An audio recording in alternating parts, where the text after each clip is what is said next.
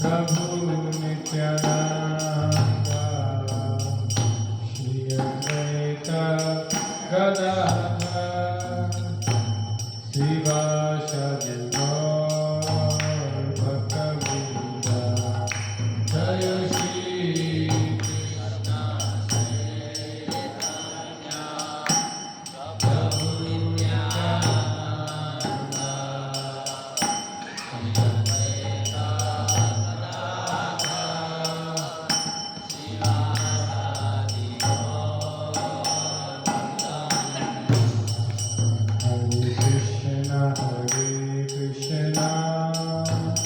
Krishna Krishna Hare Hare Hare Rama Rama Rama Hare Hare Hare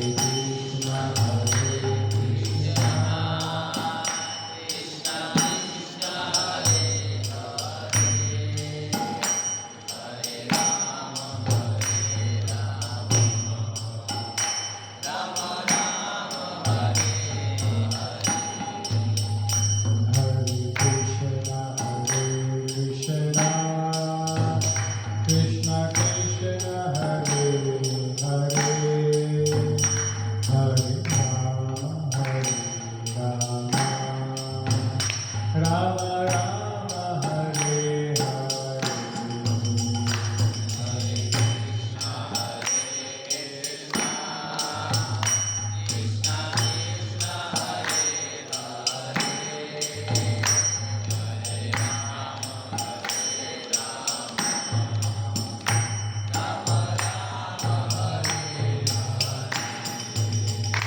Hare Krishna Krishna Krishna Hare Hare Hare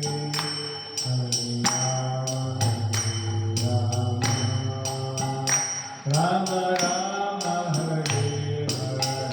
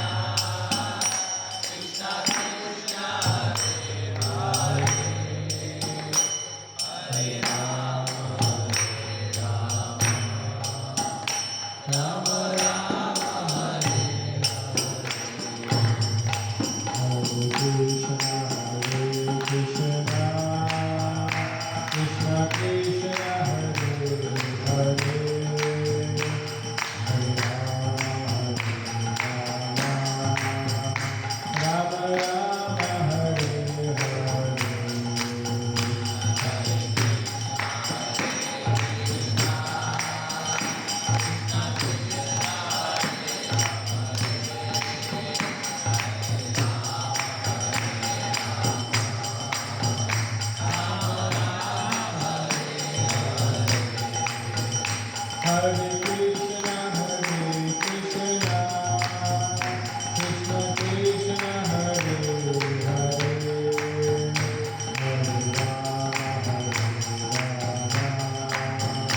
Rama Rama Hare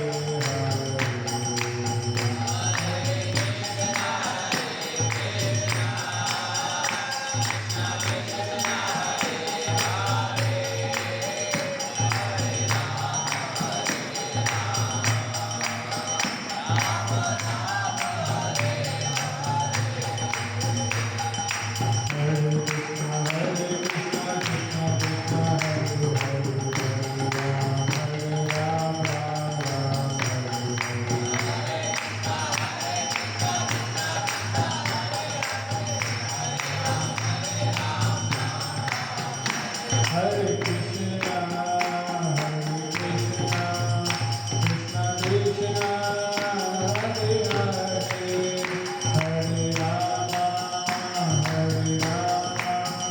Rama Rama Hare Hare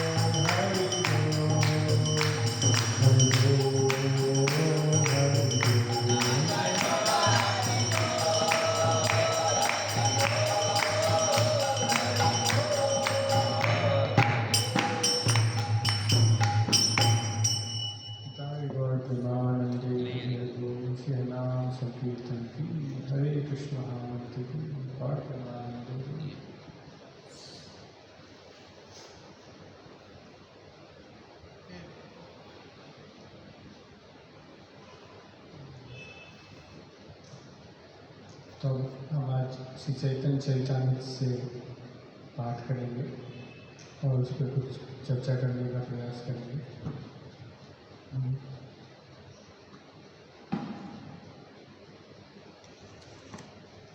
तो हम लोग जो है चैतन्य चरितामृत आदि लीला 7वां अध्याय और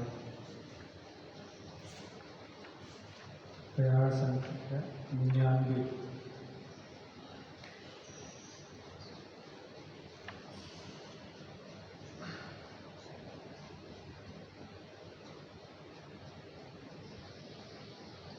जय जय श्री चैतन्य जय नित्यानंद जय श्री चैतन्य जय नित्यानंद जय द्वैत चंद्र जय गौर भक्त वृंद जय द्वैत चंद्र जय गौर भक्त वृंद प्रभु निष्ठ वाक्य सुनी सन्यासी रगाना निष्ठ वाक्य सुनी सन्यासी रगाना चित्त फिरी गेले कहे मधुर वचना चित्त फिरी गेले कहे मधुर वचन प्रभु निष्ठ वाक्य सुनी सन्यासी रगाना प्रभु विष्ण वाक्य सुनी सन्यासी रगाना चित्त फिरी गेले कहे मधुर वचना चित्त फिरी गेले कहे मधुर वचन प्रभु निष्ठ वाक्य सुनी सन्यासी रगाना प्रभु विष्ण वाक्य सुनी सन्यासी रगाना चित्त फिरी गेले कहे मधुर वचना चित्त फिरी गेले कहे मधुर वचन प्रभु निष्ठ वाक्य सुनी सन्यासी रगाना प्रभु निष्ठ वाक्य सुनी सन्यासी रगाना चित्त फिरी गेला कहे मधुर वचन चित्त फिरी गेले कहे मधुर वचन प्रभु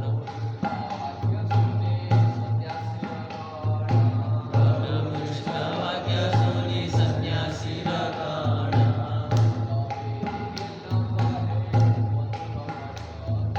चित्त फिरी गेला कहे मधुर वचन प्रभु निष्ठ वाक्य सुनी सन्यासी रगाना प्रभु निष्ठ वाक्य सुनी सन्यासी रगाना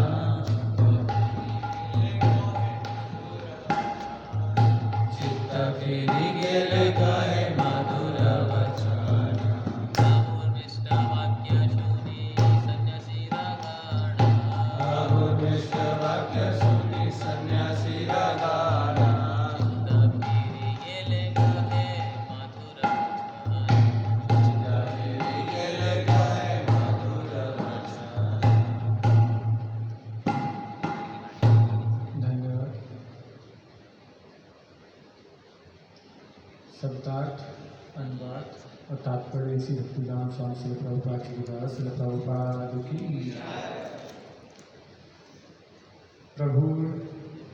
प्रभु के मिष्ट वाक्य मधुर वाक्य सुनकर सन्यासी गण सन्यासियों के सभी दल चित्त चेतना फिरी बदल गए गई कहे कहा मधुर वचन सत्य। अनुवाद। श्री चैतन्य महाप्रभु की मधुर वाणी सुनकर सारे मायावादी सन्यासी प्रभावित हो उठे। उनके चित्त बदल गए और उन्होंने मीठी वाणी में कहा। तात्पर्य।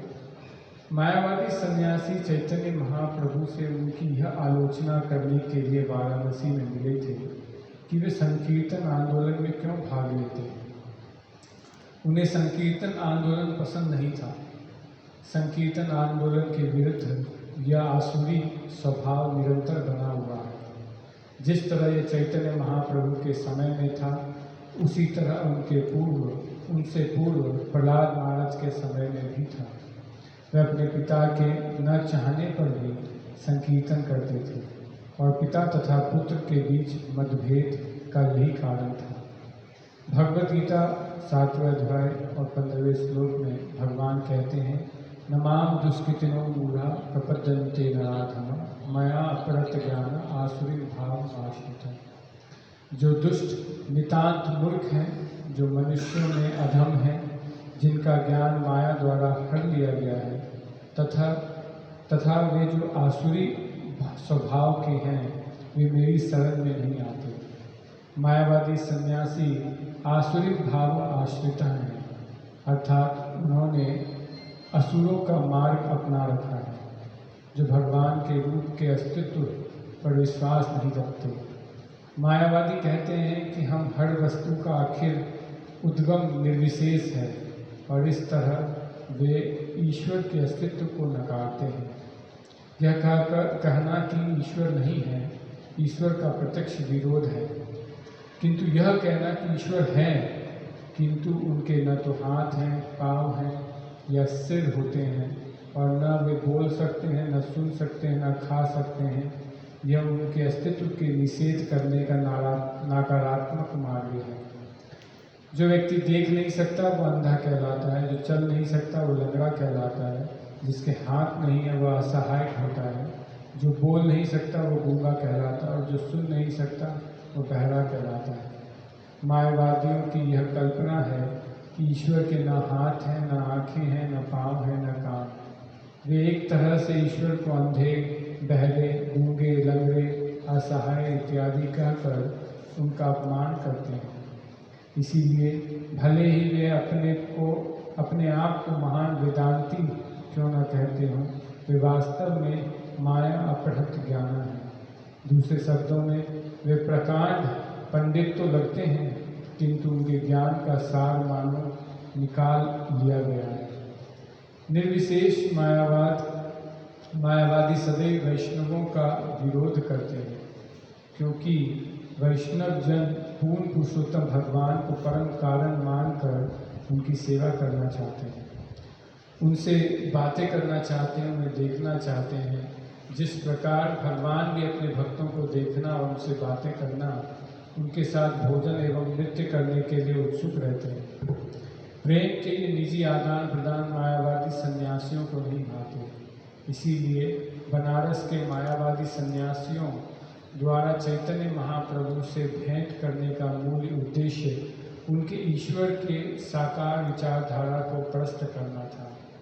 किंतु प्रचारक के रूप में श्री चैतन्य महाप्रभु ने इन मायावादी सन्यासियों के मनों को बदल दिया। वे सभी महाप्रभु के मधुर वाणी से द्रवित हो उठे।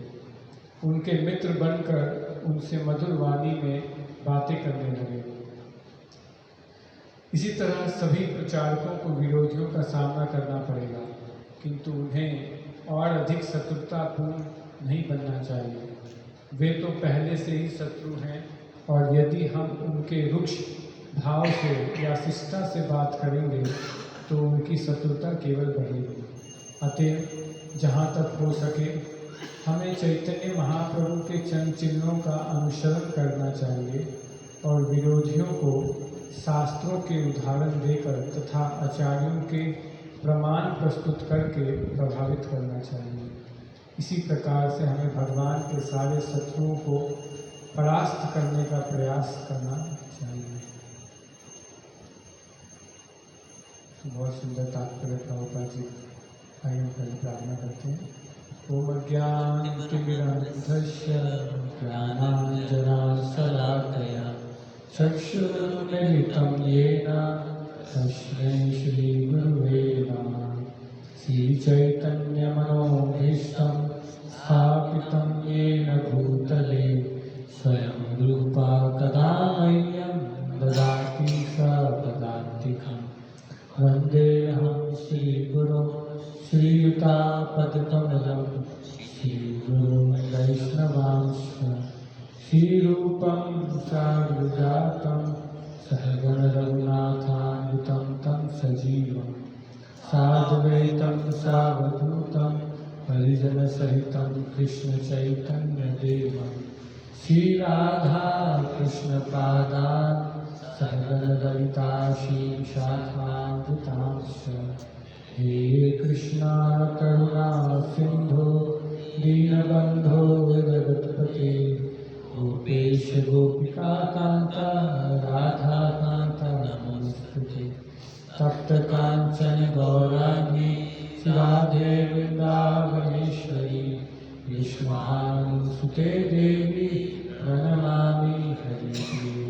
वाञ्छाकल्पतरुभ्यश्च कृपा सिन्धुभ्यैव च पतितानां पावनेभ्यो वैष्णवेभ्यो नमो नमः।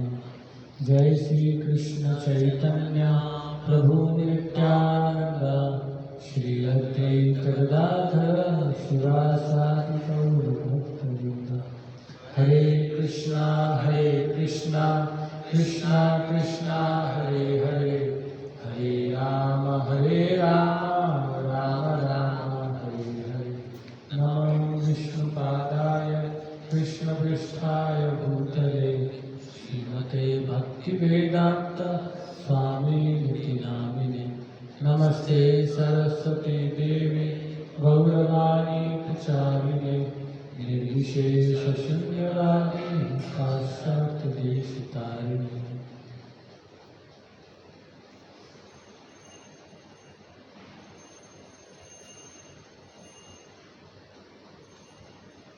हरे कृष्ण। तो हम लोग जो चर्चा कर रहे हैं वो चैतन्य चैतन्य आदि लीला 7वें अध्याय प्यार संख्या 99 पर चर्चा कर रहे हैं, जिसमें आज बताया गया कि प्रभु मिष्ट वाक्य सुनी सन्यासी गणा चित्त फिरी जैसे कहे मधुर वचन।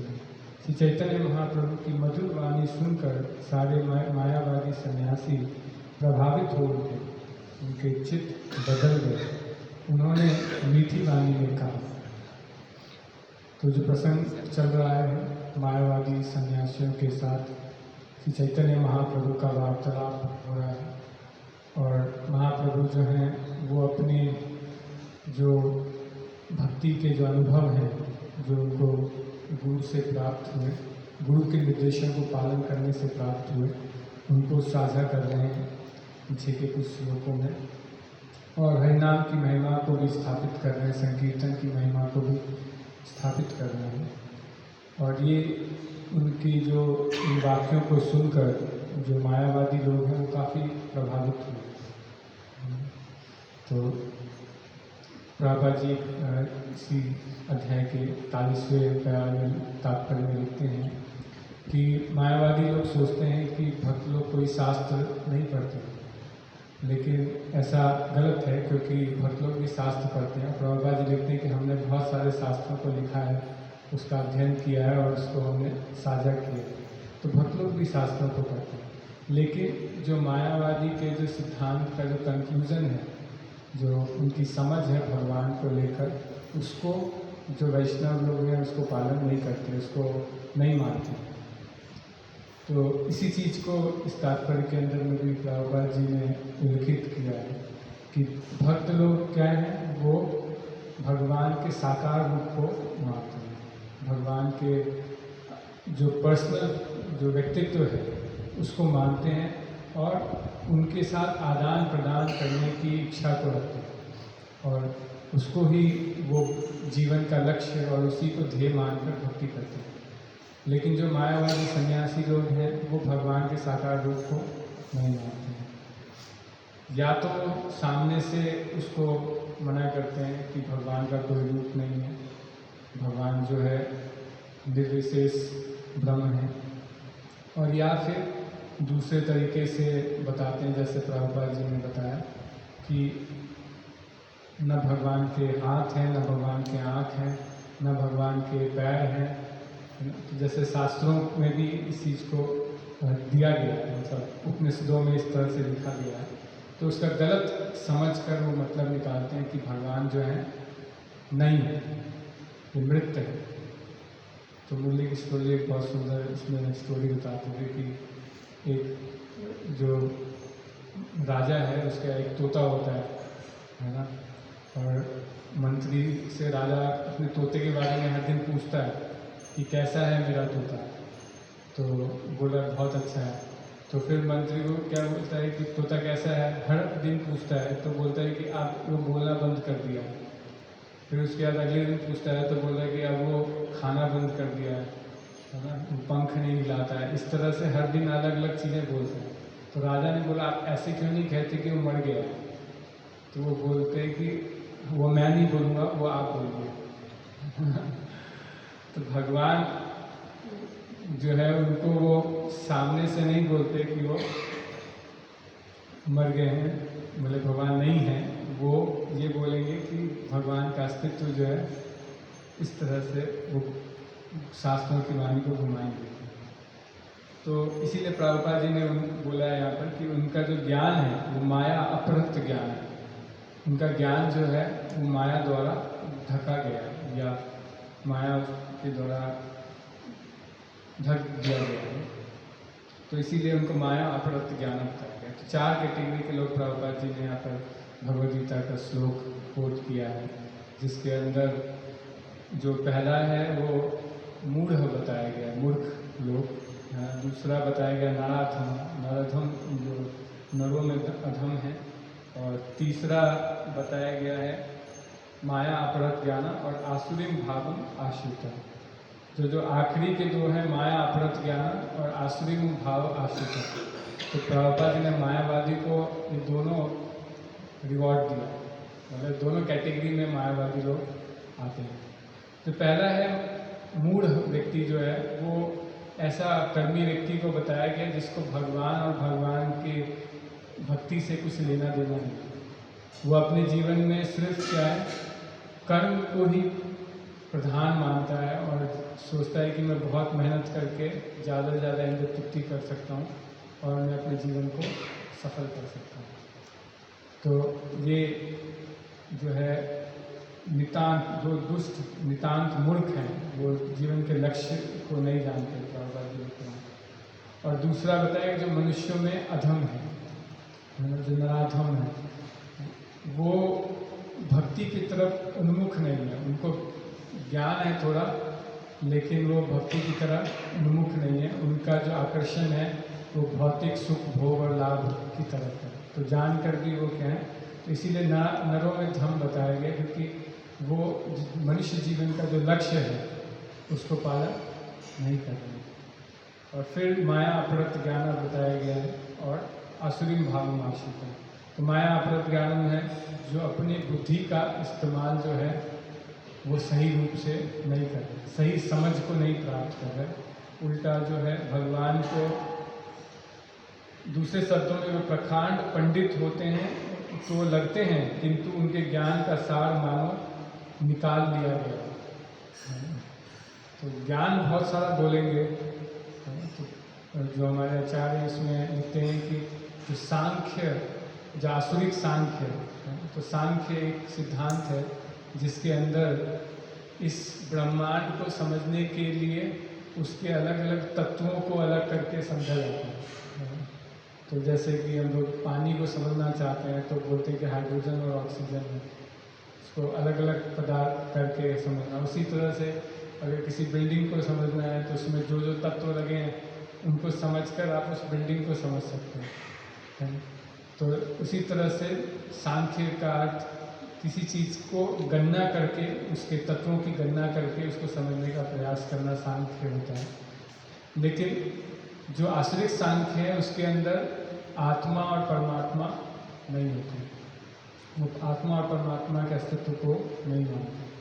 तो उसी तरह से जो माया अपहृत ज्ञान है वो बहुत सारी बातें कर रही है। हम लोग फिजिक्स केमिस्ट्री मैथ्स करते हैं, बड़े बड़े साइंटिस्ट लोग बहुत सारी बात करते हैं और उसके अंदर लेकिन भगवान और आत्मा नहीं रहता है। इसीलिए प्रभुपाद जी विश्व के एक बहुत बड़े यूनिवर्सिटी के अंदर गए थे, MIT यूनिवर्सिटी, और वहाँ पे प्रभुपाद जी ने बोला कि क्या आपके पास कोई ऐसा डिपार्टमेंट है जिसमें आप एक मृत शरीर और एक जीवित शरीर के बीच में फ़र्क का भेद का अध्ययन करते हैं। तो क्योंकि वो समझते हैं कि हर चीज़ क्या है, सिर्फ कुछ पदार्थों से ही बना है, आत्मा और परमात्मा का कोई जोड़ नहीं है। तो वो क्या है, माया अपहृत ज्ञान की कैटेगरी में आ जाता है। और आश्रिम भाव आश्रित तो पूर्ण रूप से क्या है, मतलब ये अथीस्ट हैं, मतलब भगवान को बिल्कुल ही, भगवान की सत्ता को नहीं मानते और खुद को ही भगवान मानते हैं। इसलिए प्रभुपाद जी ने उदाहरण दिया कि ऐसा नहीं है कि ये आज के समय में ऐसा है ना, अनेक अलग अलग युगों में भी क्या है, इस तरह के असुर जो हैं वो होते हैं।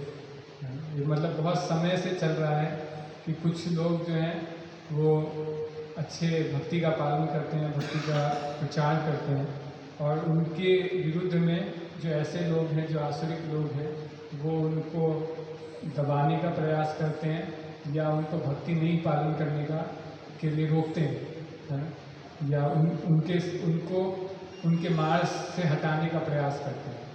तो इसमें जो प्रभुपाद जी ने प्रहलाद महाराज का उदाहरण दिया है ना, कि प्रहलाद महाराज जो थे वो क्या कर रहे थे, वो भगवान विष्णु की भक्ति बचपन में ही सीख लिए थे, माता के गर्भ में ही सीख लिए थे, और उसके बाद लेकिन जो उनके पिता थे वो क्या थे, असुर थे। तो जब वो अपने पुत्र से पूछते थे कि आपने क्या सीखा, तो वो बताते कि भगवान विष्णु की भक्ति करनी चाहिए, है ना, फिर भक्ति के 9 सिद्धांत, श्रवणम कीर्तनम विष्णु स्मरण पाठ सेवन, तो ये सब चीज़ें बताते थे। तो लेकिन जो असुर हिरण्यकशिपु था वो क्या, प्रहलाद महाराज को दबाने का प्रयास करना, मारने का भी प्रयास किया और उनको गलत सिद्धांत सिखाने का भी प्रयास किया। ऐसे स्कूल में डाला जहाँ पर क्या गलत सिद्धांत पढ़ाए जाते हैं। तो इस तरह से जो है ये असुर लोग जो हैं अनादिकाल से जो है ये प्रयास कर रहे हैं कि कैसे जो है भक्तों को दबाया जाए, उनको प्रचार को रोका जाए।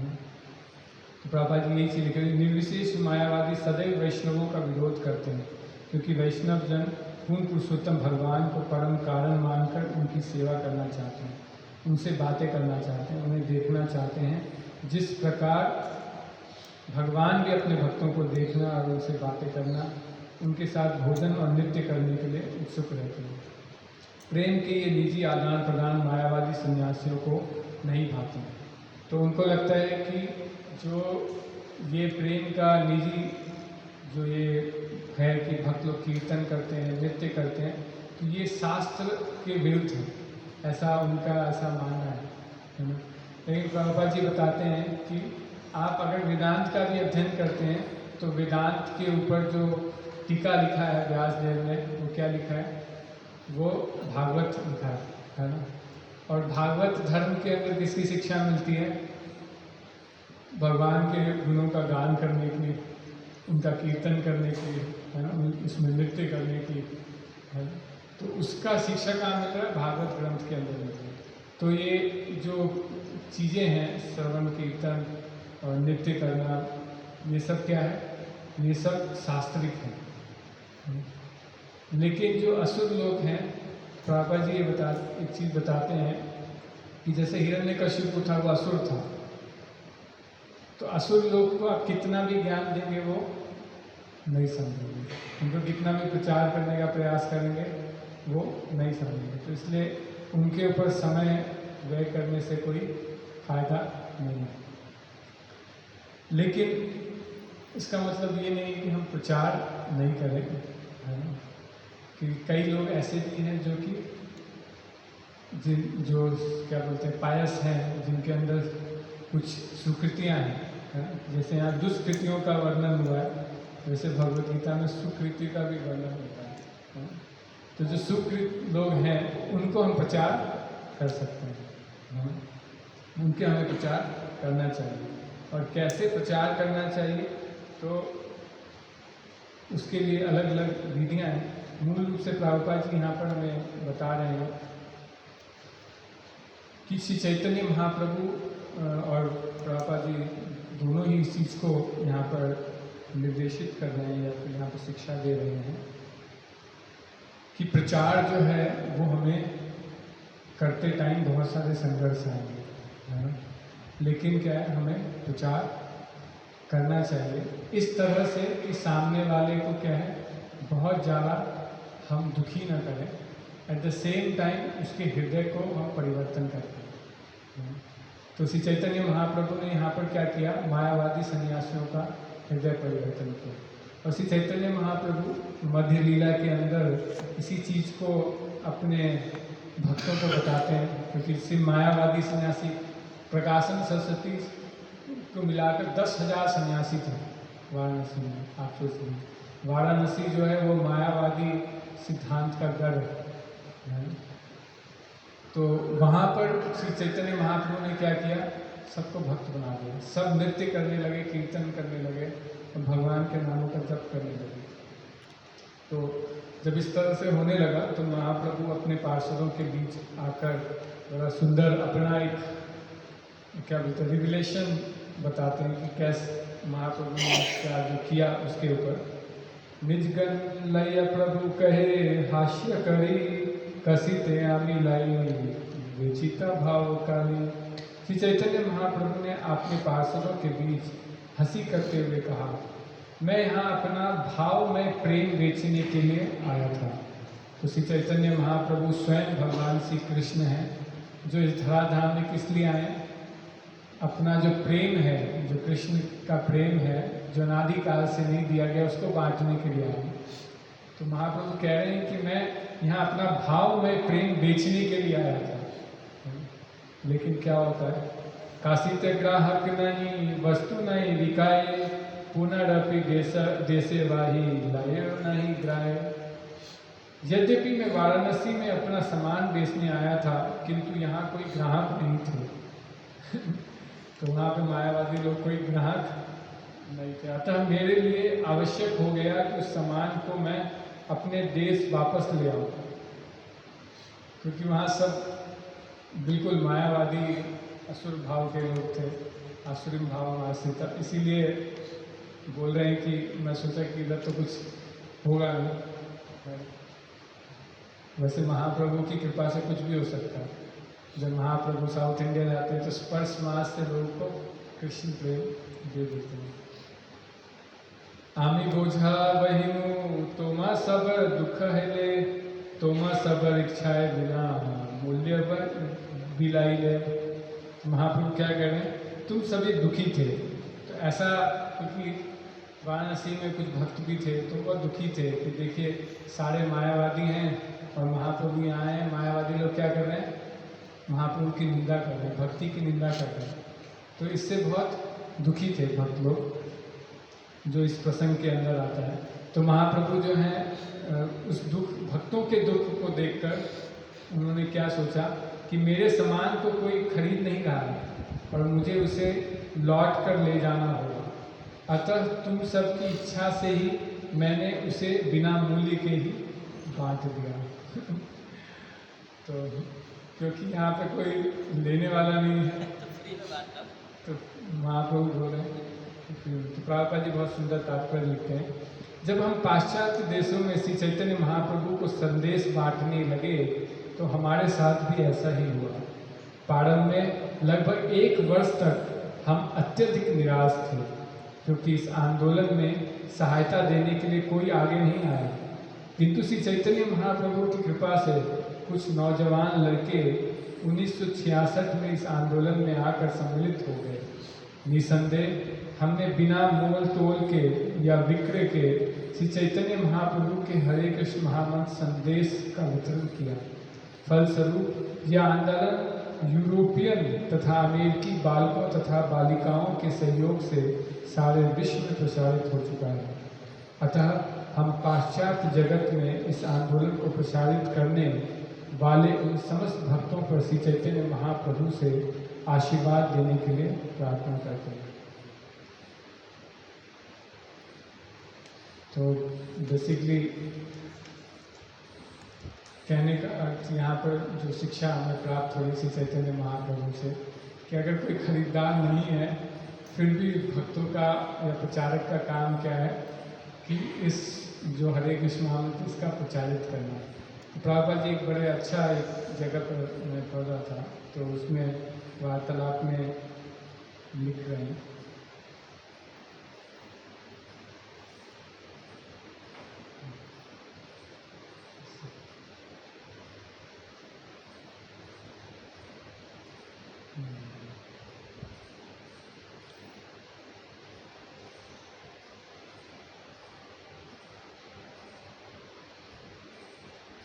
तो ये 11 नवंबर 1967 कलकत्ता का लेटर है। इसमें प्रभुपाद जी लिख रहे हैं, फॉलो माई एग्जाम्पल, मेरा उदाहरण आप पालन कीजिए, जैसे मैंने 2nd एवेन्यू 26 2nd एवेन्यू में किया था कि मैं प्रचार करता था, खाना बनाता था, लिखता था, कृष्ण के बारे में बातचीत करता था और जप करता था। ये सब कुछ वन मैन शो था, अकेला सिर्फ प्रभुपाद जी और ये सब चीज़ें कर रहे थे। मैंने कभी नहीं सोचा कि मेरे पास बहुत सारे सुनने वाले लोग आएंगे। मैं कोई नहीं सुनने वाला था तब भी मैं जप करने के लिए तैयार था। तो सिद्धांत ये है, प्रभुपाद जी बता रहे हैं कि भगवान का गुणगान कीजिए, भगवान के गुणों का गान कीजिए, भीड़ को आकर्षित करने का प्रयास मत कीजिए। अगर कृष्ण उसको सुन लेंगे तो वो वह स्वतः ही जो है, जो गंभीर लोग हैं, गंभीर भक्त हैं, उनको आपके पास भेज देंगे। तो बहुत अच्छा जो चीज़ यहाँ पर तात्पर्य में प्राप्त होता है। तो लेकिन फिर भी हम ये चीज़ पता चली, फिर भी हम जब प्रचार करते हैं तो कई तरह के द्वेषी लोग आ जाते हैं। कई लोग, हमें गुस्सा भी आ सकता है कि कोई लोग सही तरह से कार्य नहीं कर रहे, एक्ट नहीं कर रहे हैं। तो उसके लिए भी मैंने एक छोटा सा एक वार्तालाप है जहाँ पे कि दूसरे लोग अगर भक्ति का नियमों का न सुने या उसका पालन न करें तो हमें क्रोधित नहीं होना चाहिए, है ना, या दुखी भी नहीं होना चाहिए। हमें जो है उनको, यहाँ पर भी प्रभुपाद जी ने इस चीज़ को लिखा है, प्रचारक के रूप में श्री चैतन्य महाप्रभु ने मायावादी सन्यासियों के मनों को बदल दिया। वे सभी महाप्रभु के मधुर वाणी से द्रवित हो उठे और उनके मित्र बनकर उनसे मधुर वाणी में बातें करने लगे। इसी तरह सभी प्रचारकों को विरोधियों का सामना करना पड़ेगा। तो हम सबको जो है विरोधियों का सामना करना पड़ेगा, किंतु उन्हें और अधिक शत्रुतापूर्ण नहीं बनना चाहिए, है ना। तो विरोधी होंगे लेकिन उनको ऐसा नहीं कि बहुत और ज़्यादा शत्रुता नहीं बनाना चाहिए। वे तो पहले से ही शत्रु हैं। यदि हम उनसे रुक्ष भाव से या अशिष्टता से बात करेंगे तो उनकी शत्रुता केवल बढ़ेगी, है ना। तो कोई अगर आपके सिद्धांत को नहीं मान रहा है, आपको नहीं फॉलो कर रहा है, तो इसका मतलब ये नहीं है कि आप उसके ऊपर क्रोधित हो जाएं, उसके ऊपर बहुत क्या बोलते हैं गुस्से में कुछ करें, हाँ, श्राप देते हैं। आप उनको शाबित कर देंगे, तुम्हारा कभी उद्धार नहीं होगा, तुम नरकों में जाएंगे, सब कह सकते हैं। तो ऐसा जो है न करें।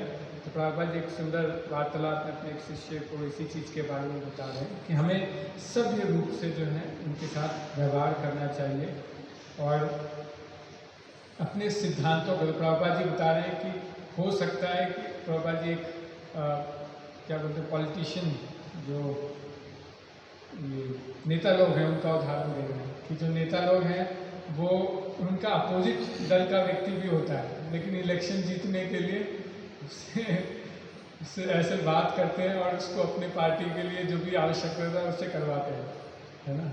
तो भगवान के लिए जो है भक्त लोग जो हैं, जो देसी व्यक्ति है उसको भी क्या भगवान की सेवा में लगाते हैं या उसके अंदर भगवान की भक्ति में उसको लगाते हैं, जिससे उसका ही उद्धार हो जाए, है ना। तो उदाहरण के लिए हम देख सकते हैं प्रभुपाद जी ने भी इतने सारे जो हिपीज लोग आए वो थोड़ी भक्त थे, वो तो ऐसा क्लास के बीच में उठ के बोलते थे कि मैं भगवान हूँ, मैं भगवान हूँ, है ना, इस तरह से बोलते थे। तो प्रभुपाद जी उनको प्यार से बोलते थे, कोई बात नहीं, ठीक है, आप बैठ जाइए, है ना, और फिर कीर्तन करते थे। तो और इसी तरह से एक हिपी आया था, वो टॉयलेट पेपर लेके आया प्रभुपाद जी के लिए। प्रभुपाद जी ने क्या किया, उस टॉयलेट पेपर को बोला कि उसने वॉशरूम में रखा, तो प्रभुपाद जी ने उसको थैंक यू बोला, धन्यवाद आपका।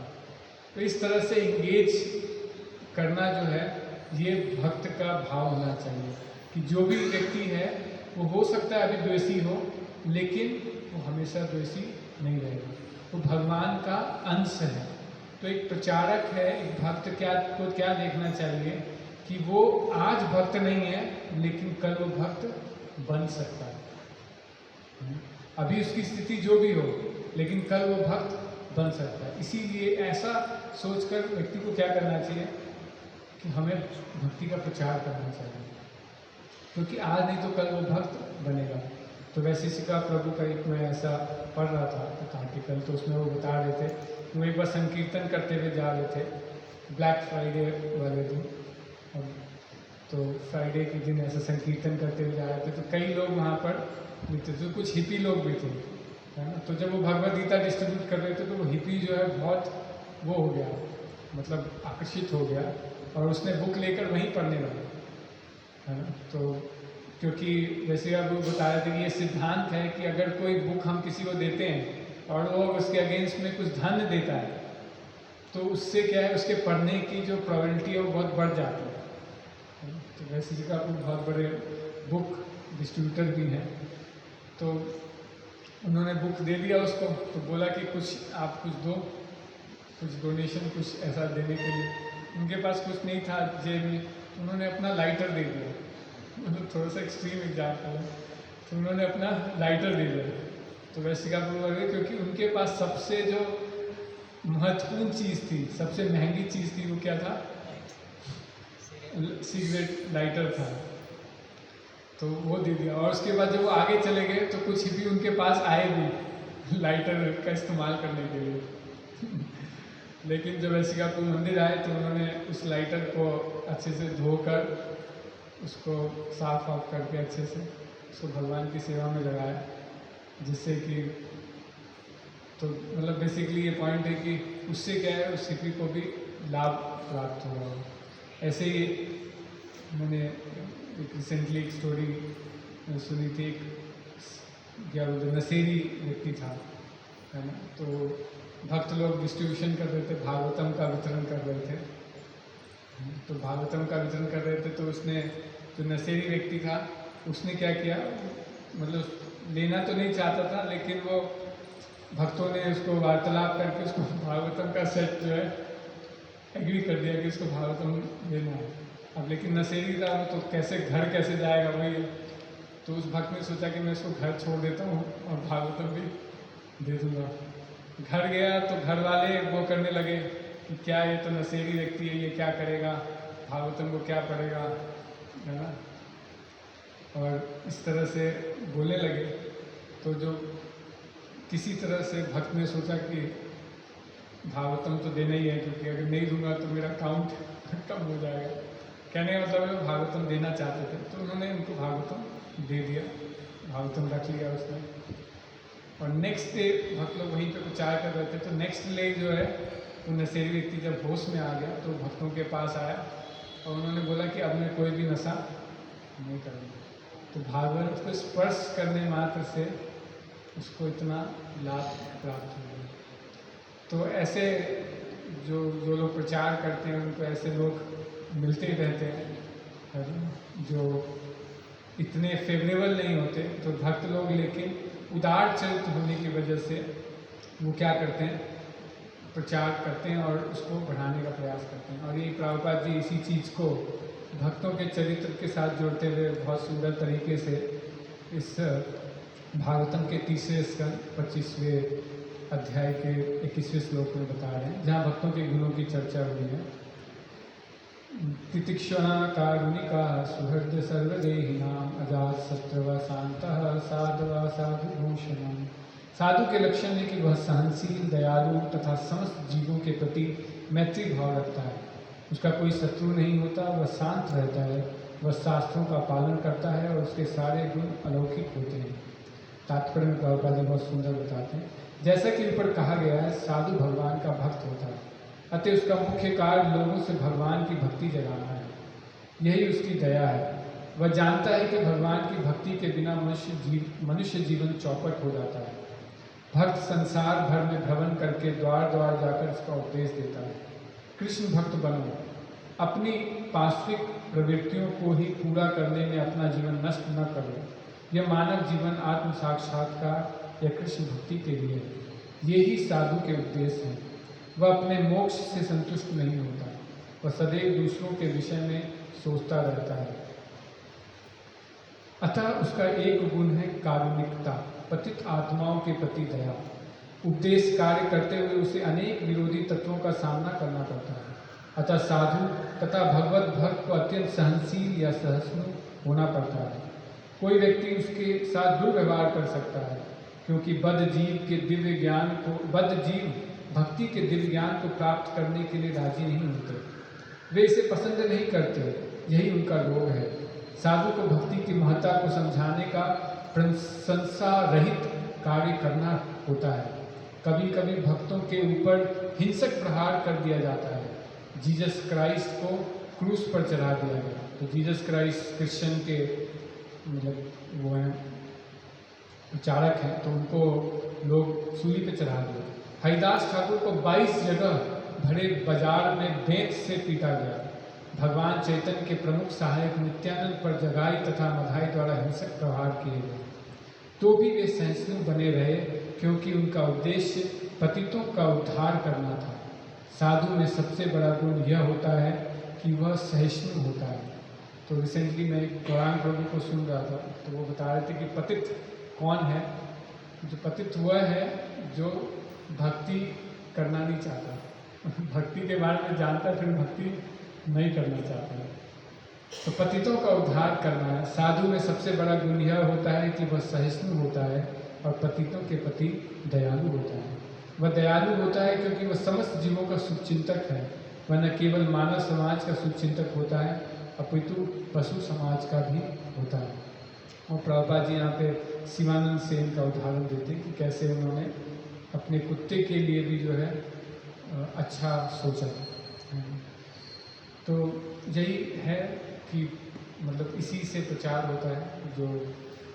जो ऐसा हृदय रखेगा वही प्रचार कर सकता है। और ये कनिष्ठ भक्तों के लिए नहीं है कि मध्यम भक्त जो होते हैं वो प्रचार कर सकते हैं। कनिष्ठ भक्त उनका सहयोग करते हैं।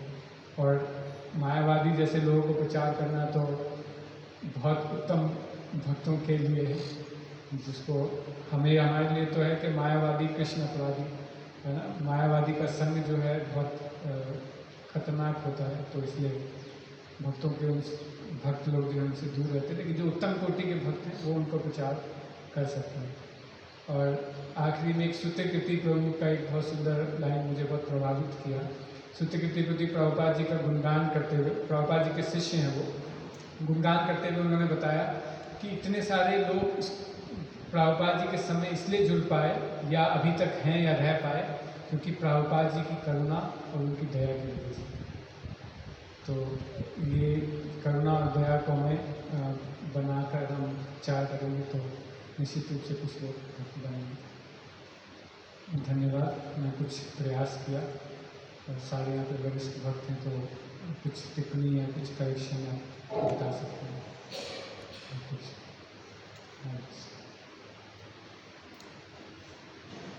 जैसे प्रश्न जैसे हम देखते हैं कि एक तरफ उदाहरण आता है उनके सिद्धांत से बातचीत वो ऐसे थे कि सामने से कोई अगर मायावादी आते हैं देख भी रहे तो हम तो अपना रास्ता करें महाराज प्रोपाल छोड़ते नहीं ला रहे थे।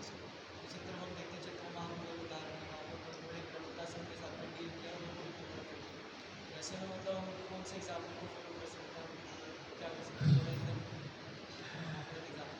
का प्रश्न बहुत अच्छा प्रश्न है।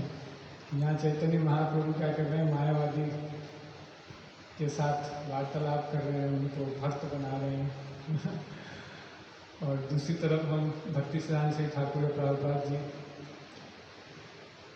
एक्चुअली भक्ति सिद्धांत श्री ठाकुर प्रभुपाद जी और महाप्रभु को आप एक कैटेगरी में रख सकते हैं, हमें एक कैटेगरी में रख सकते हैं, क्योंकि उन्होंने मायावादी को, अब मायावादी से क्यों भागते थे भक्ति सिद्धांत श्री ठाकुर से, क्योंकि उनको पता था कि वो कन्वर्ट हो जाएंगे, उनके सिद्धांत जो है वहाँ पर टिकेंगे नहीं, है ना। प्रभुपाद जी भी क्या है पूर्ण रूप से हैमर करते थे और कई सारे मायावादी क्या है भक्त भी बन गए, मायावादी सन्यासी आकर मंदिर में ज्वाइन भी किए।